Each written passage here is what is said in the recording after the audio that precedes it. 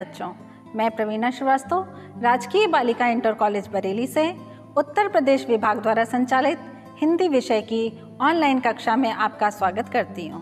बच्चों, आज मैं आपके समक्ष उपस्थित हूँ श्री गंगा रत्न पांडे द्वारा रचित खंड काव्य मेवाड़ मुकुट के भाग 3 के साथ। चूँकि आज की कक्षा खंड काव्य की दृष्टि से पूर्णता को प्राप्त करेगी, अतः यह आपके लिए अति महत्वपूर्ण सिद्ध होगी। आशा करती हूँ आप एकाग्रचित होकर कक्षा से जुड़ चुके होंगे। तो चलिए कक्षा प्रारंभ करने से पहले देखते हैं पूर्व की कक्षाओं में हमने क्या पढ़ा और क्या सीखा, अर्थात देखते हैं पूर्वावलोकन। तो पिछली कक्षाओं में हमने पढ़ा खंड काव्य का परिचय व विशेषता, खंड काव्य के रचनाकार श्री गंगा रत्न पांडे के जीवन का संक्षिप्त परिचय, नायक महाराणा प्रताप का जीवन परिचय, खंड काव्य की ऐतिहासिक भूमि पर भी चर्चा करी, सर्गों का काव्य पाठ, सारांश, समीक्षा व प्रश्न विधा पर भी चर्चा करी। साथ ही हमने अति महत्वपूर्ण परीक्षोपयोगी प्रश्नों पर भी विचार किया। इस प्रकार पूर्व की कक्षा में कुल 5 सर्गों का अध्ययन कर लेने के पश्चात आज की कक्षा हेतु मात्र 2 ही सर्ग शेष हैं, जिनका शीर्षक है पृथ्वीराज और भामाशाह। बच्चों, मैं आपको बताना चाहूँगी आज की कक्षा का विशेष आकर्षण है परीक्षा में अधिक अंक कैसे अर्जित किए जाएं। इसलिए आप अंत तक कक्षा से जुड़े रहिएगा। तो चलिए पढ़ते हैं छठा सर्ग, जिसका शीर्षक है पृथ्वीराज। बीती रात नवल अरुणाभा झलकी पूर्व क्षितिज पर, पद्म कोश के द्वार खुले अली गूंज उठे सरसिज पर, झलमल झलके हल्के हल्के हिमकर तरुण तृण दल पर, नीर छोड़कर चले विहग दल मुखर हो उठा अंबर, वही मदिरमल या नील लेकर नवजीवन की आशा, कहीं मुग्ध कलियों ने हंस हंस जीवन रस परिभाषा, उठ बैठे राणा मन में संकल्प लिए नव अपना, मुक्ति प्राप्ति के लिए मुझे होगा जीवन भर तपना, सजग किया सबको तत्पर हो हमें दूर है जाना, करना है मरु पार जहाँ आश्रय का नहीं ठिकाना, लक्ष्य दूर दुर्वह पथ संकट पग पग आएंगे, असी व्रतधारी बलिपथी हम किंतु न घबराएंगे,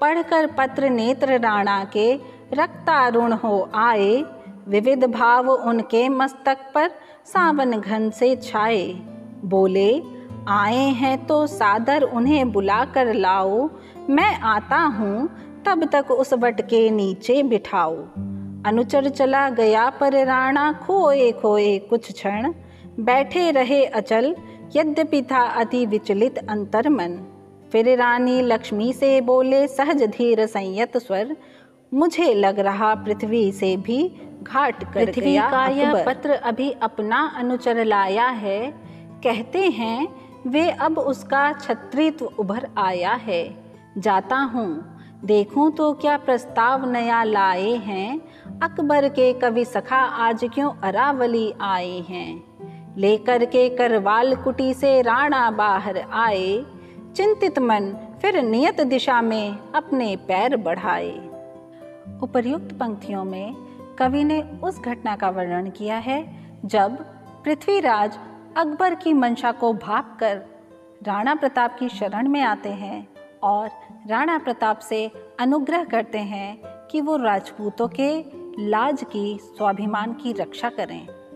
पृथ्वीराज देख राणा को दोनों हाथ उठाकर कुछ निष्प्रभ से ज्यों सूर्योदय के पश्चात निशा कर, बोले यश गाता है जिनका जन्म भूमि का कड़कड़, गूंज रहा हल्दी घाटी में जिनका भैरव गर्जन, धन्य हो गया मेरा जीवन दिए आपने दर्शन, रखिए लाज राजपूतों की सिसो दिया कुलभूषण, जब राजपूतों ने शोणित से सींची हल्दी घाटी, वीर प्रसरु होकर भी रोई जन्मभूमि की माटी, जब सूर्य ध्वज झुका लुटी थी मर्यादा बप्पा की, फिरा घूमता वन निर्जन में जब प्रताप एकाकी, तब राजपूती लाज आपको लगी फूलती फलती, अकबर के सुचारू शासन में आन बान से पलती। तब अकबर की राजसभा में मनसबदारी पाकर रजपूती मर्यादा चमकी थी उनका यश गाकर। इस प्रकार से मातृभूमि की इतने दिन सेवा कर छोड़ दिया क्यों मान सिंह का साथ अपने कविवर। कैसे आज आपको सहसा याद हमारी आई, अहो भाग्य इस अरावली ने नूतन गरिमा पाई। पर प्रताप है आज अकिंचन निस्संबल निस्साधन, कैसे स्वागत करें कैसे कृतज्ञता ज्ञापन। सब यथार्थ जो कहा आपने क्षुद्र स्वार्थ में भूले, रहे आज तक मूढ़ बने हम दास्य गर्व में फूले। हम भ्रम में थे दिल्लीश्वर ही जगदीश्वर है अपना, सत्य एक उसकी प्रभु सत्ता शेष और सब अपना। जब सपना टूटा तब सहसा सत्य दृष्टि में आया, सर्वग्रासी इस प्रभु सत्ता ने सबको है भरमाया। क्षुद्र स्वार्थ के वशीभूत हम अपना गौरव खोकर, धन्य समझते रहे स्वयं को दास अकिंचन होकर। हमने सच ही मातृभूमि की मर्यादा बिसराई, नतशिर होकर लाज राजपूतों की हाय डुबाई। अब तक लाज स्वदेश जाति की बची जब एक भुजबल से, अकबर एक आपको वश में कर न सका छल बल से। एक अग्नि ही तो जगती में है करदम क्षय सक्षम, एक दिवाकर का प्रकाश ही हरता सदा निवर्तम। एक ही राम राज त्याग वन वन घूमे निस्संबल, उनके वंशज आप न हो क्यों मर्यादा में अविचल।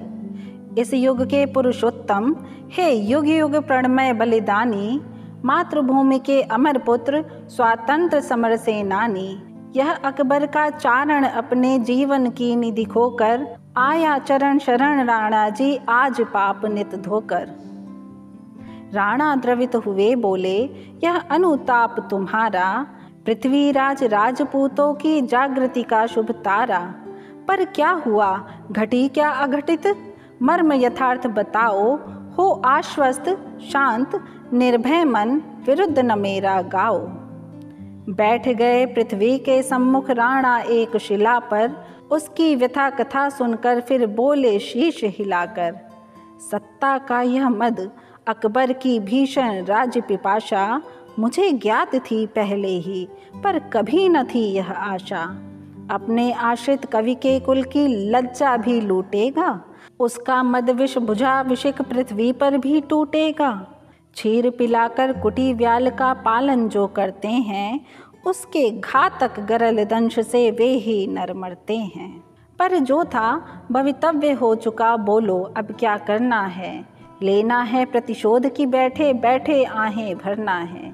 सहसा दुखद स्वप्न से जैसे जाग उठा हो कोई, जैसे मृदु आलोपन पाकर लौटे संज्ञा कोई।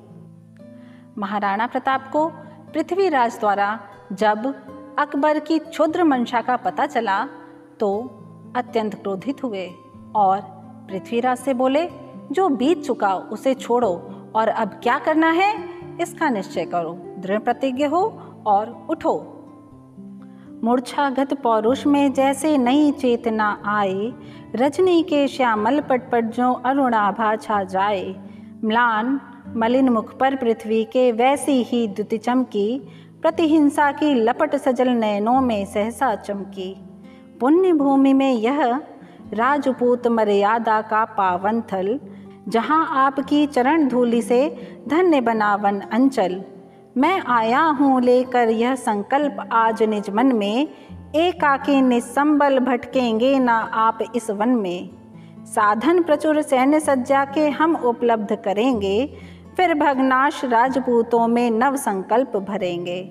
फिर गरजेगा ढोल जुझाऊ स्वाधीनता समर के, अमर बनेंगे वीर देश हित समर भूमि में मर के। फिर से हर हर महादेव का समर घोष गूंजेगा, फिर सूर्य ध्वज ऊंचा होकर नभमंडल छू लेगा। फिर मेवाड़ मुक्त हो जिससे वही एक पथ मेरा, विफल मनोरथ हो अकबर अब यही मनोरथ मेरा। आशा साधन सिद्धि सभी संकेंद्रित उस नरवन में, कभी पराभव की छाया भी सुनी न जिसके स्वर में। संकल्पित उद्देश्य सिद्धि का मार्ग खोज लेते हैं, साधन तो साधक के पीछे स्वयं चले जाते हैं। मैं तो एक निमित्त मात्र संबंध सूत्र हूँ केवल, भामाशाह करेंगे प्रस्तुत अपने साधन संबल। उनकी विनय सुने स्वीकारें यही निवेदन मेरा, बीतेगी यह निशा मुक्ति का होगा पुनः सवेरा। दूर नहीं वन में ही है वे दर्शन के हित तत्पर, यदि राणा की आज्ञा हो तो लाऊं अभी बुलाकर। इस प्रकार काव्य पाठ पढ़ने के पश्चात देखते हैं संपूर्ण कथानक का सारांश और समीक्षा। सवेरा हुआ और पूर्व दिशा में सूर्य की अरुण आभा फैल गई। कमल कोश खुले और भंवरों ने गुंजार किया। पक्षियों के उड़ने से आकाश मुखरित हो उठा। इसी समय महाराणा प्रताप नवीन संकल्प से भरकर उठे कि अब हमें अरावली के पार जाकर बलि पथ पर कदम बढ़ाना है। कुछ ही देर में सब लोग प्रस्थान करने की तैयारी में जुट गए। इसी समय एक अनुचर आया और महाराणा प्रताप को प्रणाम करके एक पत्र दे दिया। महाराणा प्रताप ने पत्र पढ़ा और कहा कि पत्रवाहक को सादर बुलाकर वट वृक्ष के नीचे बिठाओ, मैं अभी आता हूँ। महाराणा प्रताप किंचित चिंता में डूब गए और रानी लक्ष्मी से कहा कि कहीं अकबर ने कोई चाल तो नहीं चली है। फिर तलवार लेकर कुटी से बाहर निकल आए और पत्रवाहक पृथ्वीराज के समीप गए। पृथ्वीराज महाराणा प्रताप के संबंधी थे, किंतु स्वार्थवश अकबर की स्वाधीनता स्वीकार कर ली थी। वे कवि थे और अकबर के चारण का काम करते थे। महाराणा प्रताप को देखते ही उनकी प्रशंसा करने लगे। आप राजपूतों के गौरव हैं, मेवाड़ का कड़कड़ आपका यश गाता है।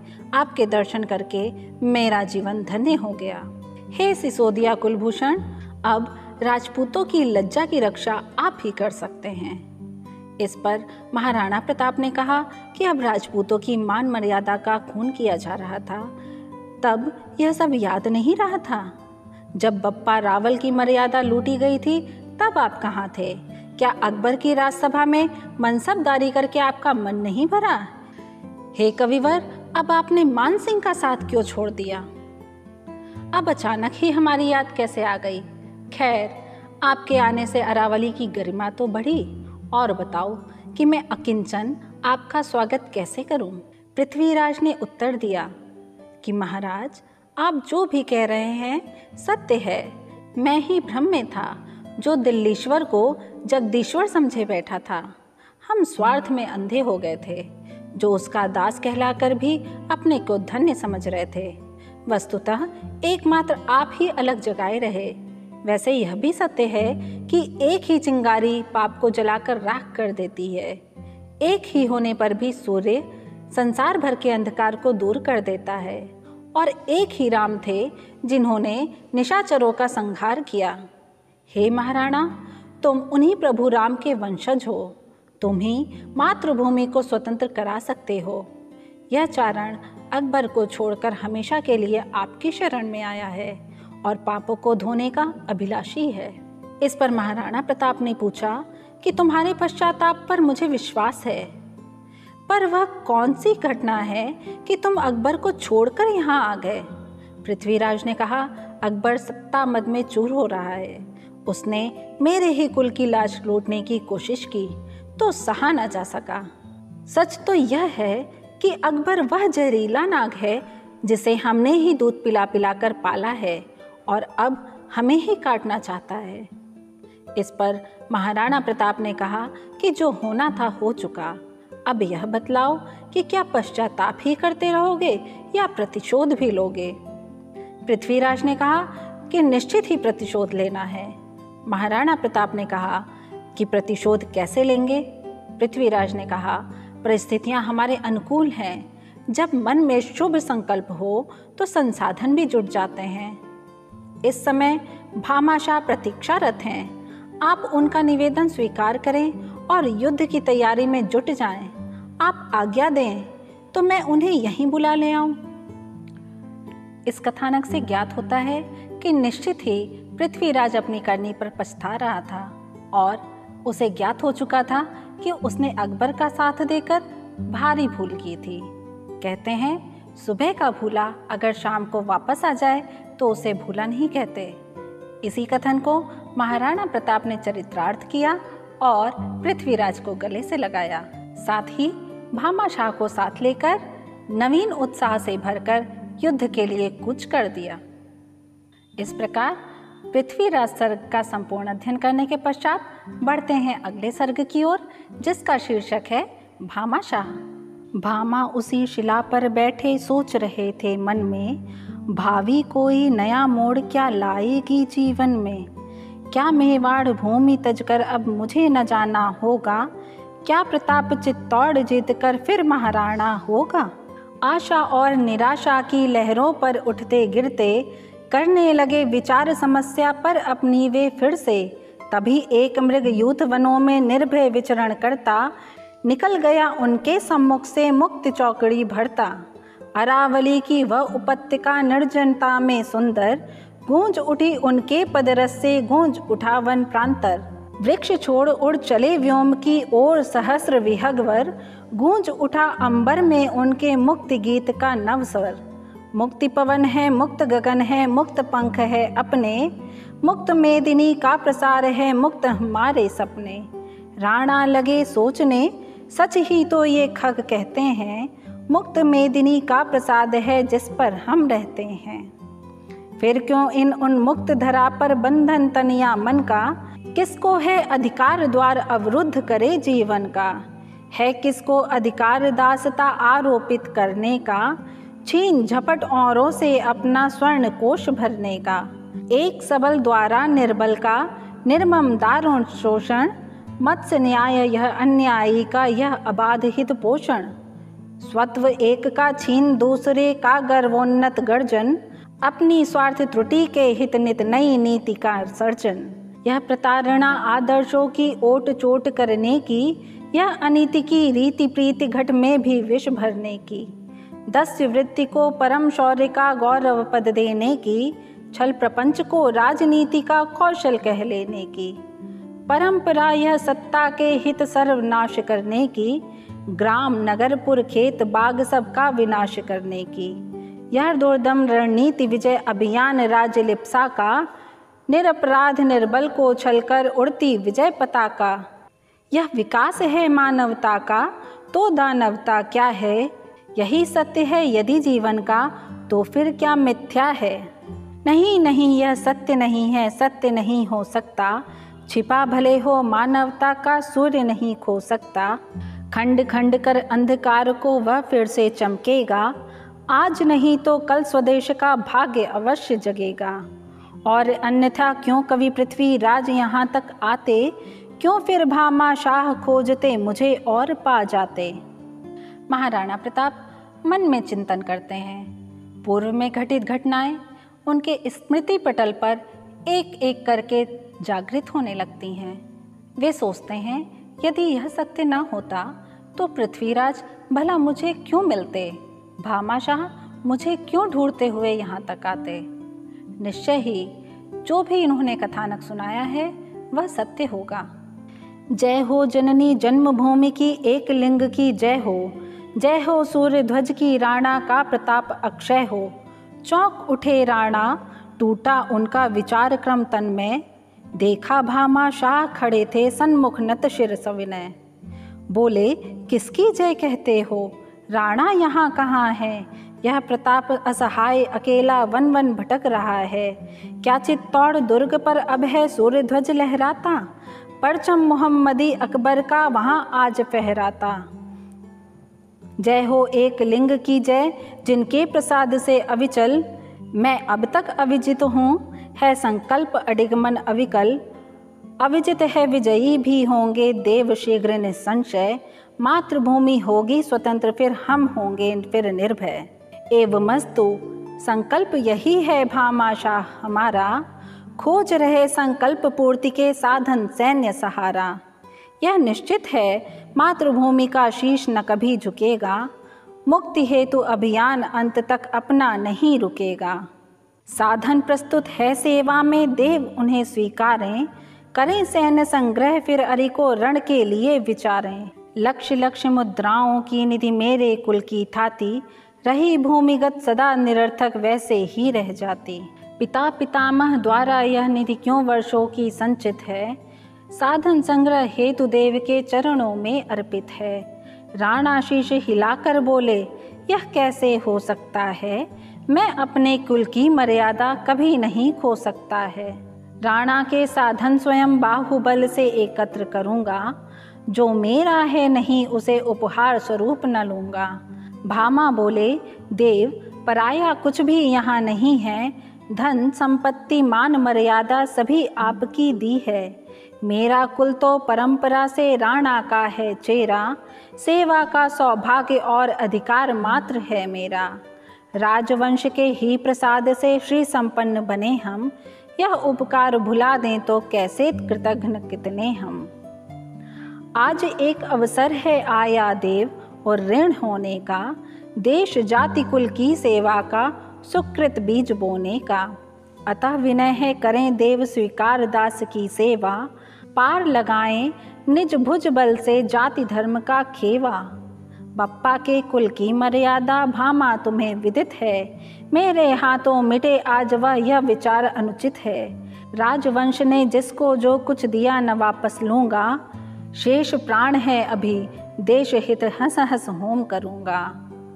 क्षमा करें धृष्टता कर रहा प्रत्युत्तर देने की, है स्वदेश हित ही सर्वोपरि सेवक के मन में भी। यह अधिकार देव सबका है, यह कर्तव्य सभी का, सबको आज चुकाना है ऋण में वाड़ी माटी का। जन्मे हम जिस पुण्य भूमि में, जिस पर खेले कूदे, किल के जिनके नभ में लगकर बादल धौले ऊंदे। जिनकी पावन रज से पोषित हुआ शरीर हमारा, जिसके अन्न पवन जल से अभिसिंचित जीवन सारा।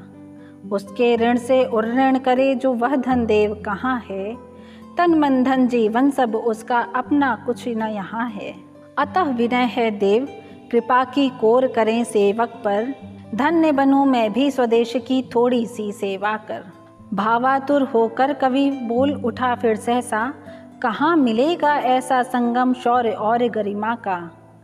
धन्य धन्य में वाड़ देश की माटी, त्याग जहाँ का जीवन दर्शन स्वतंत्रता परिपाटी।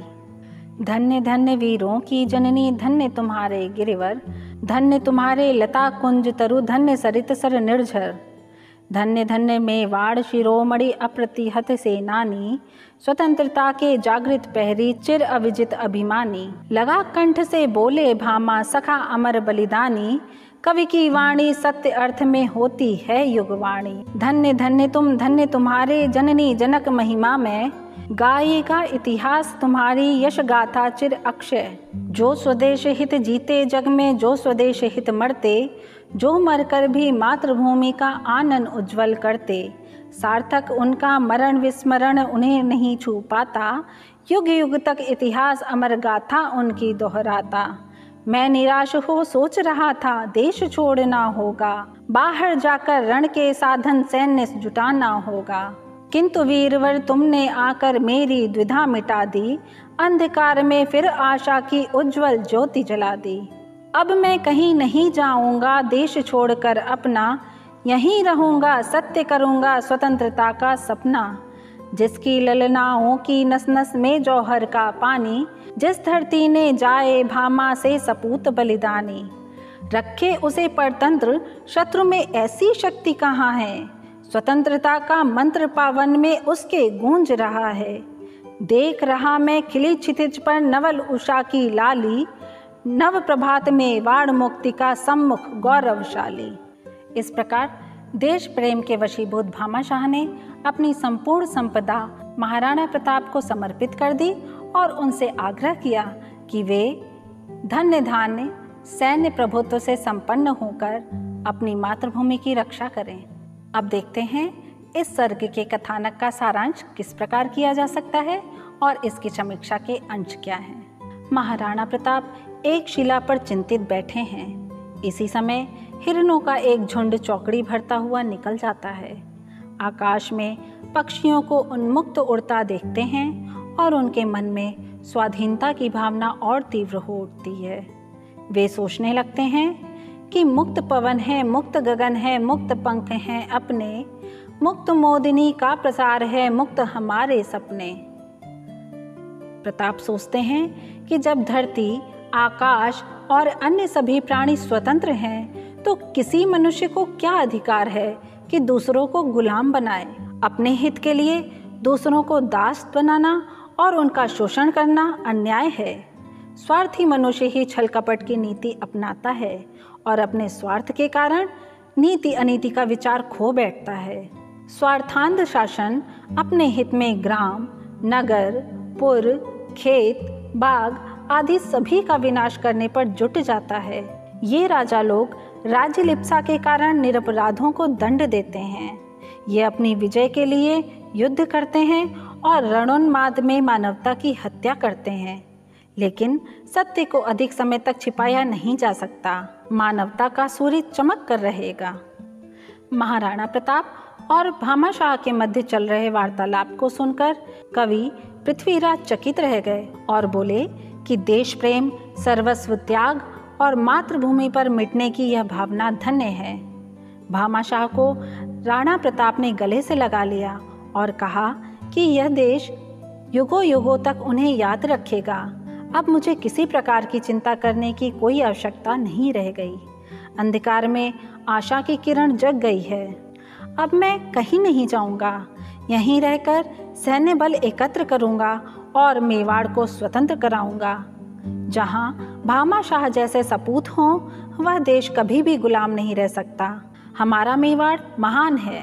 प्रस्तुत सर्ग में भामाशाह के त्याग, बलिदान और देश प्रेम को अत्यंत मार्मिक शब्दों में उजागर किया गया है। साथ ही महाराणा प्रताप के मातृभूमि पर भी प्रकाश डाला गया है। बच्चों, इस प्रकार खंडकाव्य मेवाड़ मुकुट के समस्त सर्गों का अध्ययन पूर्ण हुआ।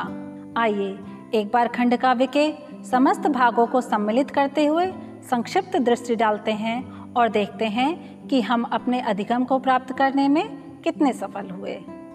बच्चों, खंडकाव्य के प्रथम भाग के अंतर्गत कुल 2 सर्गों अरावली और लक्ष्मी का अध्ययन किया गया। सर्गों पर आधारित अभ्यास प्रश्नों पर चर्चा करी गई। खंडकाव्य के भाग 2 में कुल 3 सर्गों प्रताप, दौलत और चिंता का विस्तृत अध्ययन किया गया। खंडकाव्य के भाग 3 के अंतर्गत 2 सर्ग पृथ्वीराज और भामाशाह का अध्ययन कर संपूर्ण खंडकाव्य की विशेषताओं से परिचय प्राप्त किया गया। आइए अब चर्चा करते हैं अभ्यास प्रश्न की, जो आपका गृह कार्य भी होगा। गृह कार्य के रूप में आपके लिए प्रथम प्रश्न है, मेवाड़ मुकुट खंडकाव्य की कथा वस्तु, कथा सार संक्षेप में लिखिए। दूसरा प्रश्न है, मेवाड़ मुकुट खंडकाव्य के आधार पर चिंता, जो कि खंडकाव्य का 5वां सर्ग है, का सारांश अपने शब्दों में लिखिए। आपके समक्ष तीसरा प्रश्न है, मेवाड़ मुकुट खंडकाव्य के आधार पर पृथ्वीराज की चारित्रिक विशेषताओं को उजागर करें। आज का चौथा और अंतिम प्रश्न है, मेवाड़ मुकुट खंडकाव्य की समीक्षा उसके कला पक्ष और भाव पक्ष के आधार पर करिए। इस प्रकार अब समय हो चला है आज की कक्षा के विशेष आकर्षण का।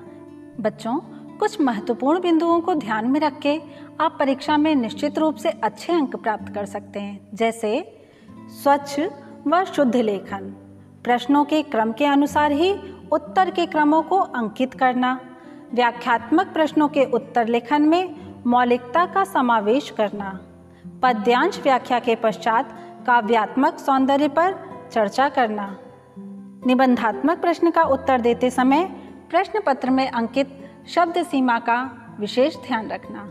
तो बच्चों, ये थी छोटी परंतु महत्वपूर्ण बातें। इन बातों को ध्यान में रख के आप न सिर्फ हिंदी विषय में बल्कि सभी विषयों में अच्छे अंक अर्जित कर सकते हैं और अपने जीवन को सफल बना सकते हैं। हार्दिक शुभकामनाओं सहित आज की कक्षा यहीं तक। धन्यवाद।